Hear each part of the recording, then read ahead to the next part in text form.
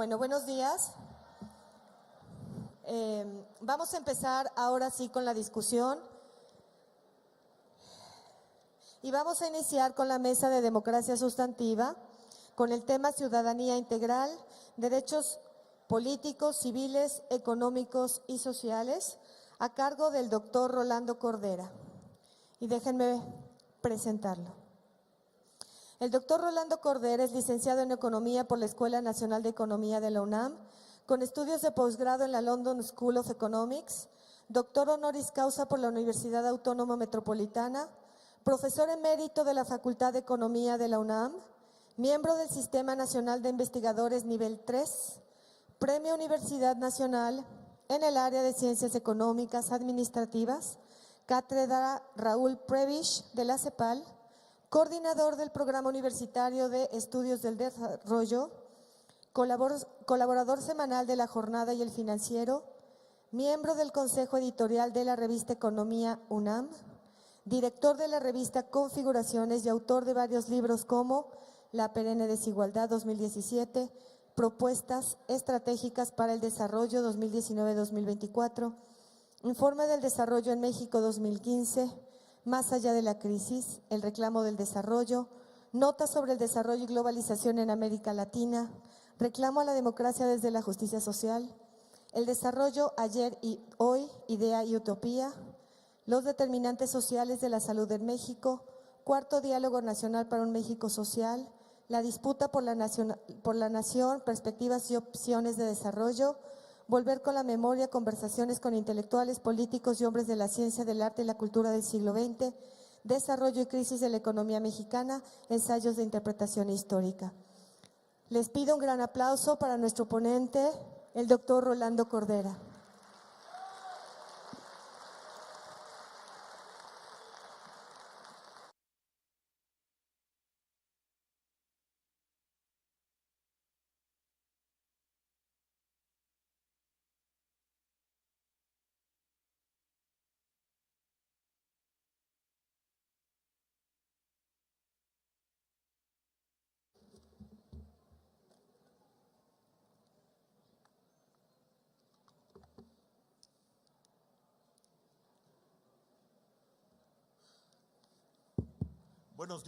Buenos días a todos. Muchas gracias a nuestros anfitriones del Gobierno del Estado de Durango, y yo en particular agradezco a Marcela Jiménez, la coordinadora de esta reunión, por su amable invitación a participar en ella y por su magnífica anfitrionía.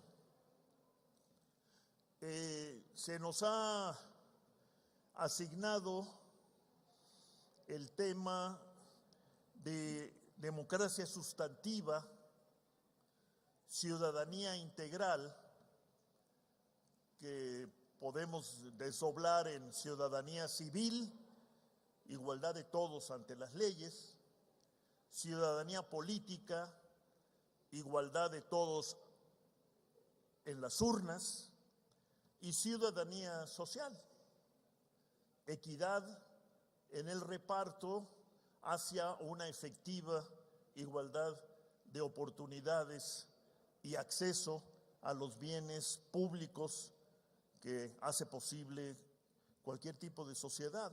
Es una vieja utopía que por un buen número de años los países avanzados, capitalistas avanzados en Europa, en Estados Unidos y luego en Japón, presumieron de ir consiguiendo, volviendo la realidad a través de los estados sociales o de bienestar y de una exitosa, virtuosa, algunos decían milagrosa, combinación entre capitalismo y democracia. Bien, entrado el siglo XXI,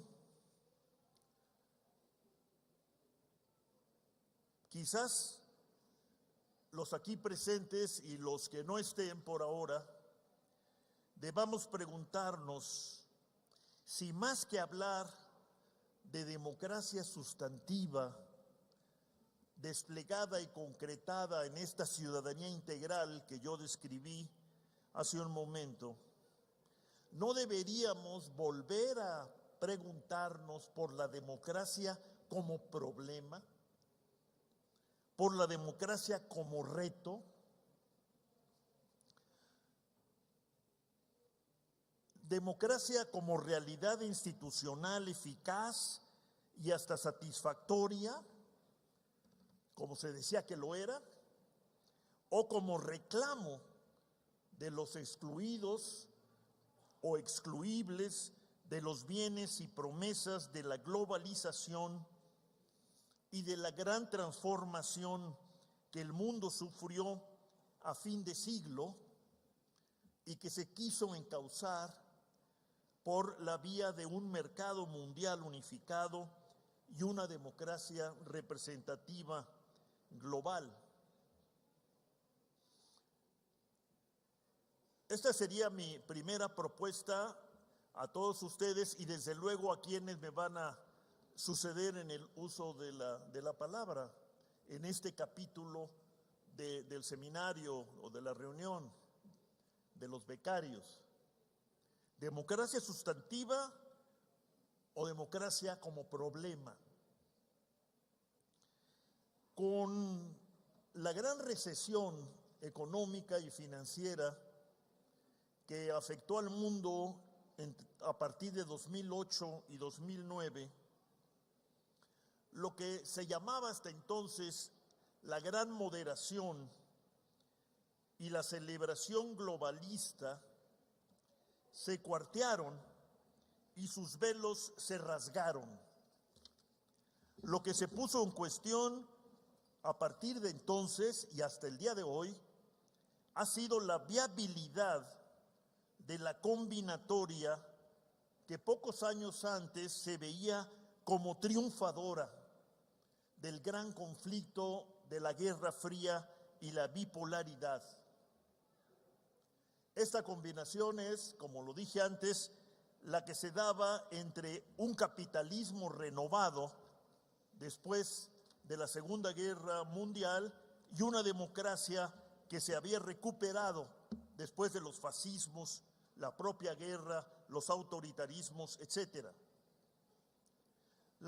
Esta gran relación entre capitalismo y democracia hoy está siendo cuestionada acremente desde dentro de este sistema político económico. El presidente Trump y su banda encarnan este cuestionamiento del orden global construido por su propio país a partir de la segunda posguerra, pero también el Brexit en el Reino Unido está poniendo en cuestión el viejo venerable sistema de gobierno y gobernanza basado en Westminster y en el Parlamento inglés.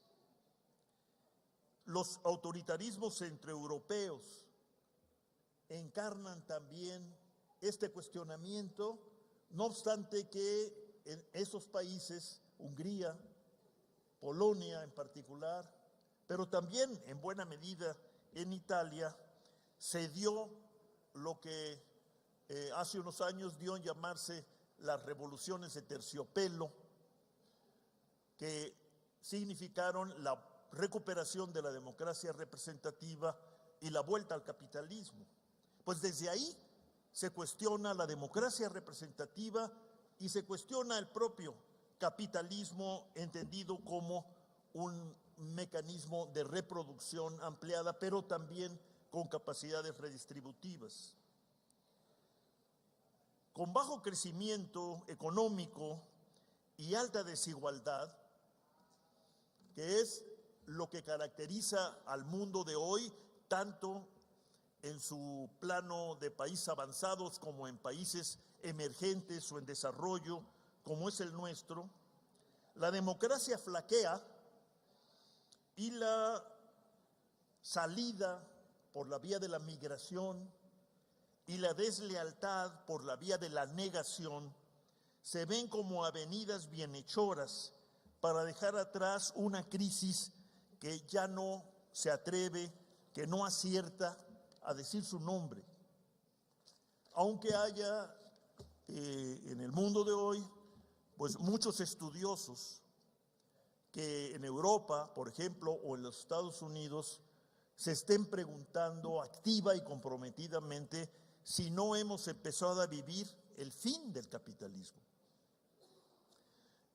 Deberíamos entonces decirle adiós al nuevo orden mundial que el presidente Bush primero, el viejo Bush, proclamó después de la victoria de la coalición formada por él sobre Saddam Hussein e Irak en la primera guerra del Golfo.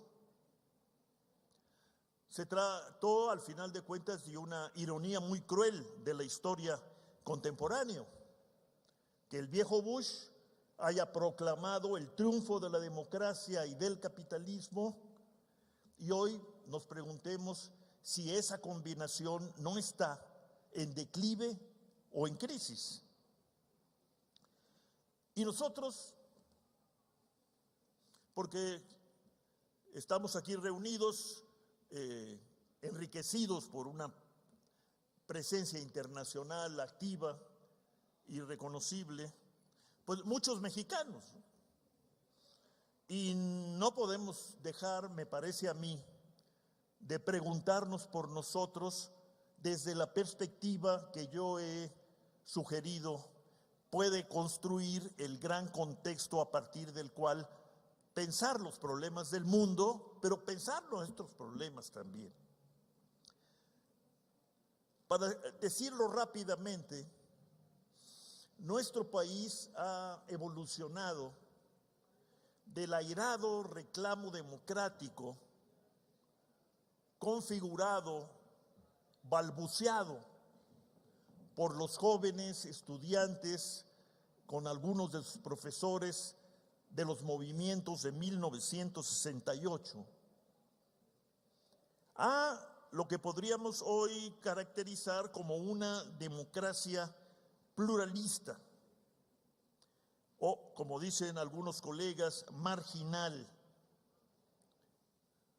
Democracia cuya eficacia como mecanismo principal para transmitir el poder y confirmar el poder, se ha visto confirmada precisamente por el hecho de que sus más acervos críticos y descalificadores son hoy gobierno y mayoría en el Congreso de la Unión, en el Poder Ejecutivo Federal y en buena parte de los ejecutivos y congresos locales. Bien, hay que celebrarlo. Nuestro reclamo, que de estudiantil y juvenil se volvió reclamo cívico, ciudadano, social, en el que coincidían empresarios y trabajadores, académicos, intelectuales, periodistas, etcétera. Tenemos hoy un nuevo sistema político cuyas imperfecciones quedaron expuestas hace un rato en el discurso inaugural del señor gobernador, pero que presume de que por sus propias formas internas de trabajar puede ser subsanadas o superadas. El hecho es, sin embargo, y esto me parece que es importante incorporarlo a esta reflexión sobre la sustantividad de las democracias o la integralidad de las ciudadanías, como los organizadores del coloquio nos lo proponen. Hay que insistir en que en medio o dentro de esta democracia pluralista, eficaz, lo que tenemos es una economía que no crece como debería si evaluamos su crecimiento desde el punto de vista de las necesidades sociales básicas, ni el estado actual, al que podríamos calificar de estado democrático, protege a los más débiles y vulnerables, ni redistribuye como lo esperan muchos y como lo manda la Constitución con su Estado de Derecho y de los derechos, gracias a la reforma de esa Constitución de 2011.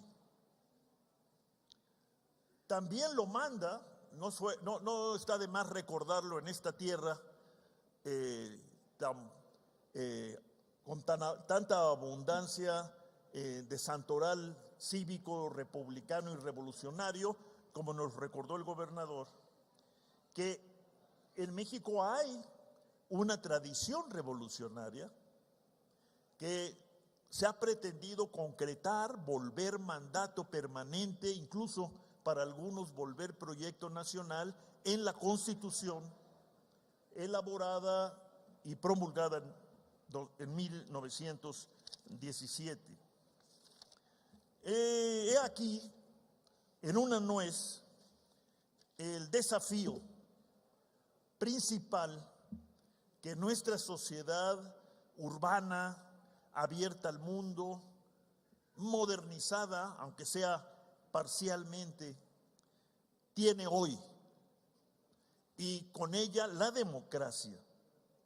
Se trata de un desafío muy pospuesto, pero también se trata de un desafío no solo a la democracia, sino a una economía política construida a lo largo de más de 30 años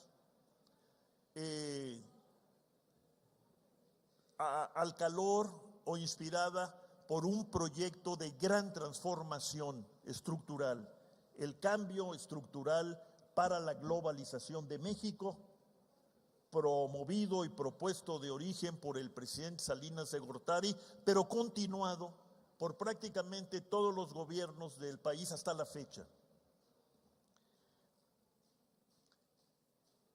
Bien, el mensaje no es muy optimista, ¿no?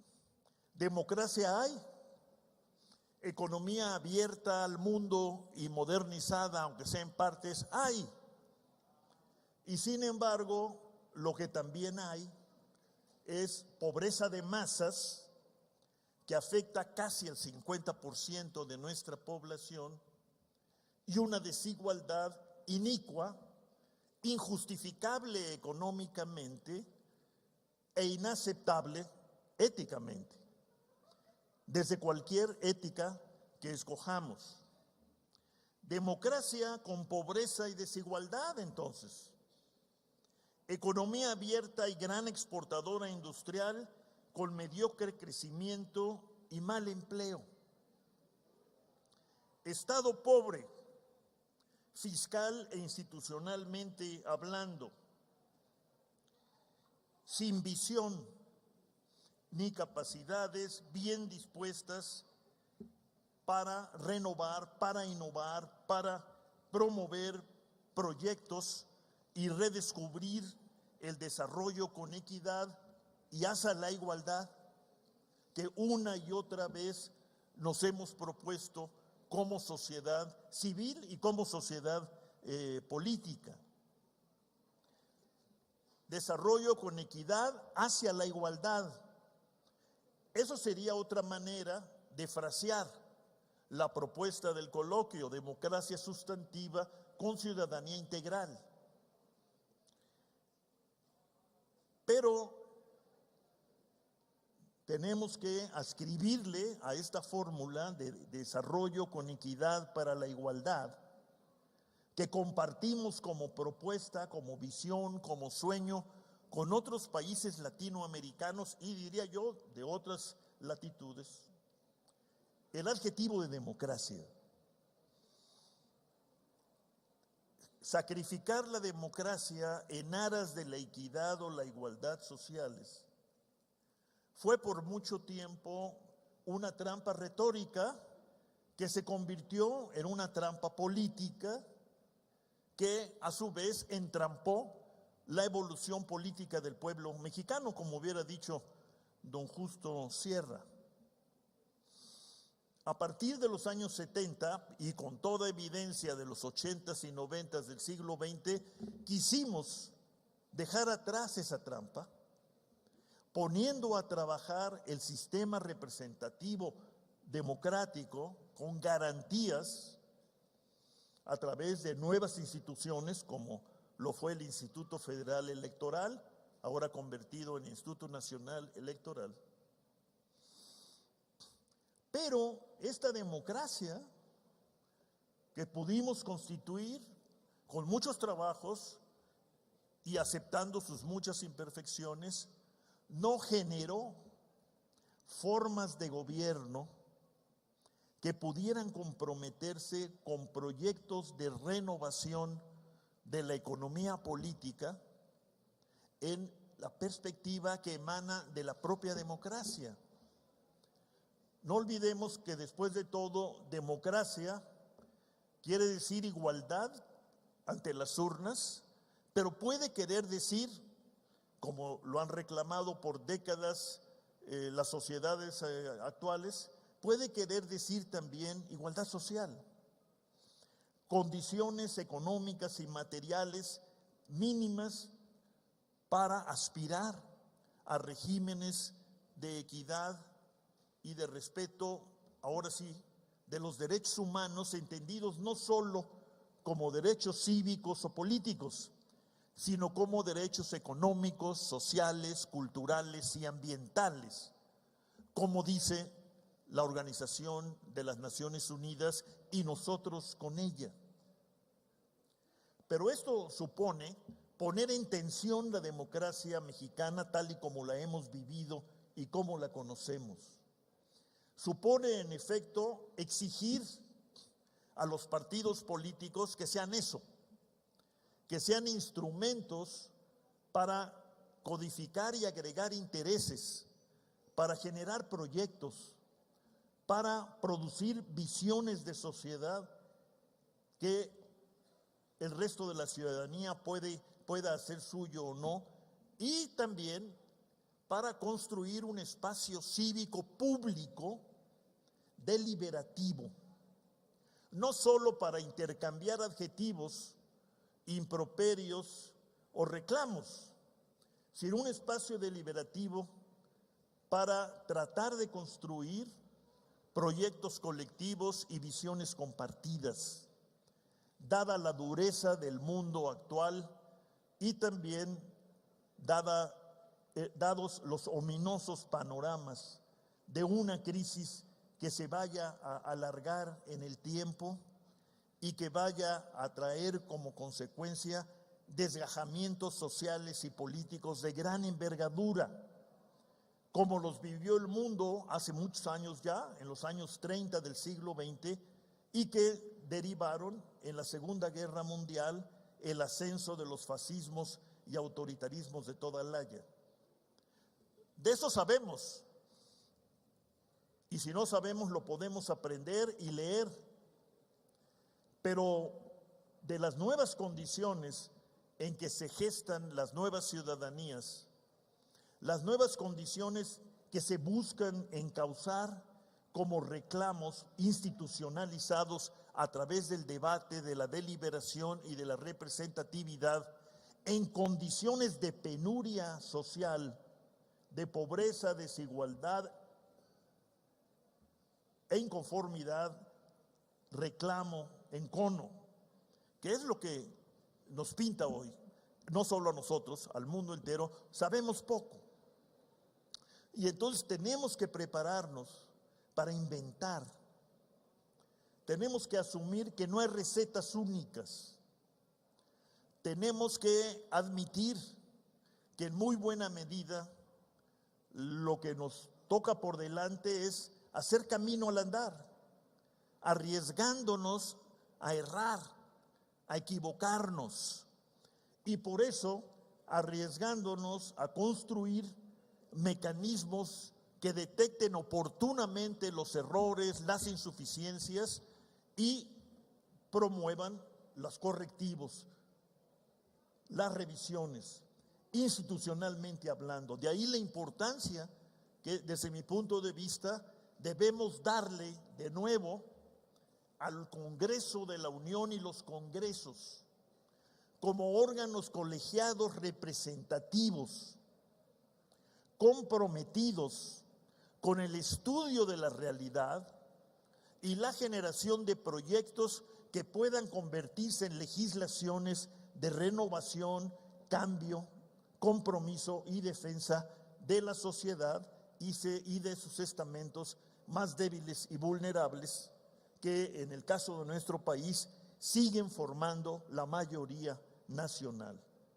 Ese es, me parece, el gran reto que tiene este proyecto de construcción de una democracia sustantiva basada en una ciudadanía integral. Bienvenido el reto, bienvenida la proposición, y ojalá y el programa que nos ha convocado y estas palabras iniciales pues contribuyan a ampliar, enriquecer y sí, complicar nuestro debate y nuestro intercambio. Muchas gracias, buenos días.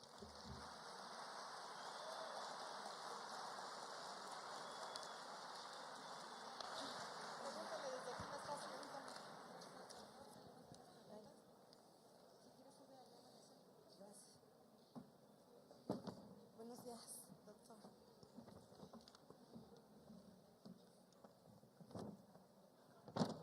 Muy buenos días.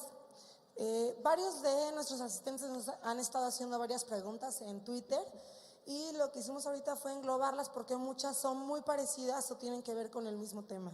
Y me voy a permitir leerlas. ¿Qué factores cree que afectan en la sociedad para que ésta no participe en la construcción de la democracia? Si quiere, le doy las preguntas Una por una. y ya nos las puede usted ir respondiendo. Una por una. ¿O una por una? Ok. Voy a ser muy rápido y peligrosamente tajante, aunque espero que se hagan cargo, como yo me hago cargo, de que esta pregunta no admite respuestas fáciles ni automáticas. Pero yo creo que tenemos un muy fuerte problema de educación básica y quizás un problema mayor en materia de educación cívica y política. Y para encarar esas dos cuestiones, educación básica insuficiente y deficiente, y educación política y cívica que no está a la altura del reclamo democrático que todos enarbolamos, pues no hay recetas ni se pueden importar. Lo que hay son instrumentos a la mano. El más a la mano es la escuela y el maestro. El más difícil de tratar, pero muy útil si logramos domarlo, son los medios masivos de comunicación. A partir de ahí podemos plantearnos la creación de una ciudadanía menos dispuesta a hacer de la desconfianza un lugar común o un leitmotiv, sino al contrario, más dispuesta a rechazar incitaciones baratas y malintencionadas, a hacer de la desconfianza la manera de vivir de la mayoría de los ciudadanos. Entonces, educación básica y educación cívica y política. Y esa es una responsabilidad del sistema educativo, pero también de los medios de información y comunicación y de los partidos políticos. Muchas gracias. La siguiente.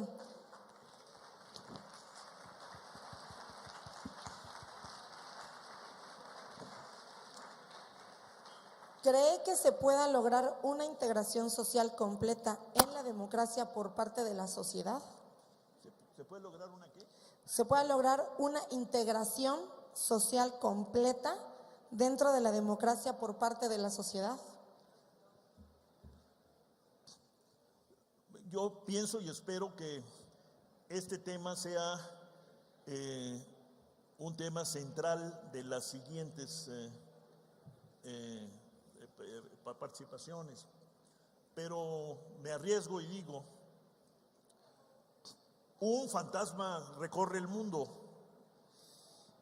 Eso dijeron Marx y Engels allá por el siglo XIX y decían, es el fantasma del comunismo.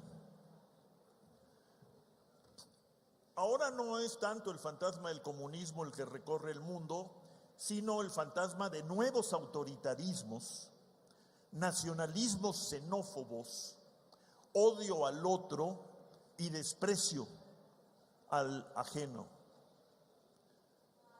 Y esta manera de ser emana de muy severas dislocaciones sufridas por las estructuras sociales en los países avanzados y en los países que quieren serlo, como el nuestro. La globalización, el cambio estructural neoliberal, produjeron dislocaciones que eran inevitables. Lo que no era inevitable es que estas dislocaciones se ahondaran, se extendieran e involucraran y afectaran a cada vez un mayor número de ciudadanos. Y entonces se ha producido una situación muy grave de pérdida de cohesión social, como le llamaban originalmente los europeos y como ahora le ha llamado también la Comisión Económica para América Latina, es decir, un desprendimiento con respecto a la sociedad, esta negación a ser parte de un nosotros que tiene no solamente vectores subjetivos de trato, sino tiene vectores objetivos que podían enfrentarse, como son la desigualdad aguda, la vulnerabilidad, la falta de protección básica para los grupos con menos voz y menos capacidad de reclamo, y también el decaimiento, el agotamiento de las instituciones que, por ejemplo, como la escuela, los seguros sociales, los sistemas de salud públicos, se crearon precisamente para fomentar una cohesión social moderna y a la altura de los terribles sufrimientos que la humanidad había sufrido con la Segunda Guerra Mundial y antes con la Gran Depresión. Eso se ha agotado, se ha desgastado, se ha corroído en parte. Y entonces no tenemos instrumentos eficaces, institucionales, para propiciar, proteger, promover esto que es fundamental para cualquier grupo humano, sea la pareja, la familia, el barrio, la región, la nación, el mundo, es la cohesión social, o sea, el sentirnos parte de un todo mayor y el estar conscientes de manera permanente de que somos interdependientes, de que no podemos sobrevivir solos, de que Robinson Crusoe fue un magnífico cuento, una extraordinaria literatura, pero de ninguna manera un proyecto de sociedad. Otra pregunta es, ¿a qué conllevaría el fin del capitalismo en la sociedad? Bueno, no quiero incorporarme a la cauda de profetas que desde el siglo XIX en adelante han pronosticado, advertido, anunciado o celebrado el fin del capitalismo. Pero tampoco puedo compartir la idea de que, a diferencia de los otros sistemas económicos, sociales que han existido, el capitalismo vaya a ser eterno. De hecho, el capitalismo, para sobrevivir, ha tenido que reproducirse cambiando, reformándose, aceptando el reclamo de la sociedad y la necesidad de crear mecanismos de incorporación e incluso de redistribución social. Esa pregunta se le hicieron hace unos años a uno de los grandes teóricos actuales del tema, que se llama Wolfgang Streeck, un alemán del Instituto Max Planck. Y él, cuando le preguntaron si en efecto estábamos viviendo el fin del capitalismo, él dijo pues que no sabía, pero que si así fuera, teníamos que prepararnos, porque iba a ser una transición muy dolorosa. No encuentro mejor respuesta que esa. Muy bien. Una pregunta de Twitter. Dice, la democracia no es la dictadura de la mayoría ignorante, tomando en cuenta que el objetivo de la democracia es establecer un representante y este busca simpatías, no por su capacidad de gobernanza, sino por popularidad. No es. La democracia no es la dictadura de la mayoría ignorante. La democracia es mucho más que las mayorías y las minorías. Es la posibilidad de una empatía entre mayorías y minorías y la aceptación por parte de las mayorías de que pueden dejar de serlo. Pero iría más lejos. La democracia es una forma que las sociedades tienen para representarse y participar en la conducción de los manejos públicos, de los negocios públicos y en la toma de decisiones que afectan al conjunto o conjuntos, subconjuntos de la sociedad. Son mecanismos complejos que sin embargo tienen como condiciones sin las cuales no se puede hablar de democracia, que un hombre y una mujer, un voto, que las urnas se respeten, que la libertad de expresión sea plena y que el derecho a los mecanismos de comunicación esté garantizado para todos y en particular para los partidos políticos. De ahí en adelante tenemos todas las imperfecciones, insuficiencias que se quieran. Pero bueno, voy a citar el viejo apotegma del mañoso viejo Winston Churchill. Dijo, la democracia es el peor de los sistemas, salvo los demás, ¿no? Con excepción de los demás. Muchísimas gracias, doctor, por su participación. Tenemos más preguntas, se las haremos llegar para contestarlas vía Twitter a todas las personas que nos hicieron llegar sus preguntas. Muchísimas gracias.